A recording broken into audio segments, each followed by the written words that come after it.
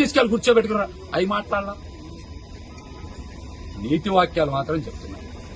మా ఎమ్మెల్యేలు ఏం చేస్తున్నారు, మా ఎంపీలు ఏం చేస్తున్నారు అన్నారు కదా.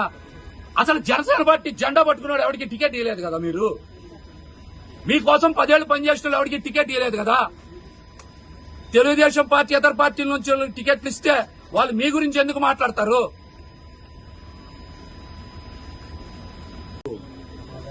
క్రిమినల్ పాలిటిక్స్ ఒప్పుకోనంటున్నారు కదా పవన్ కళ్యాణ్ గారు. మీ పార్టీలో ఉన్న రౌడీ షీటర్లని ముందు సస్పెండ్ చేసి మీ నిజాయితీ నిరూపించుకోండి. మీ పార్టీలో ఉన్న రౌడీ షీటర్లందరినీ కూడా సస్పెండ్ చెయ్యి. అప్పుడు మాటలు చెప్పు ఏంటో.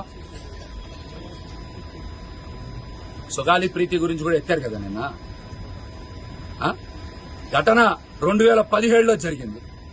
అమ్మాయి చనిపోయింది 2017లో. నిన్న కూడా మీరు తప్పు చెప్పారు. ఘటన జరిగింది 2017లో.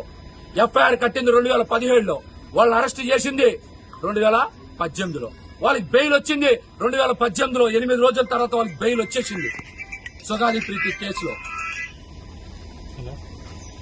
అక్కడే సాక్ష్యాలు తారుమారయ్యాయి, ఎవిడెన్స్ మారింది.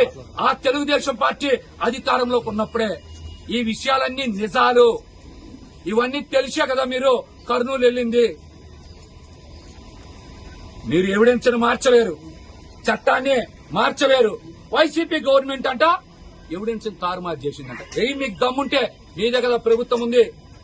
ఏ అధికారి సాక్ష్యాలను మార్చాడు, ఏ అధికారి డిఎన్ఏలు మార్చాడని నీకు దమ్ముంటే సిబిఐ కాదు సిట్టేసి నిజ నిర్ధారణ చెయ్యి. ఇవి చేయకుండా పవన్ కళ్యాణ్ గారు ఆ కేసును కూడా తప్పుదారి పట్టించాలన్నమాట. 2 సంవత్సరాల నుంచి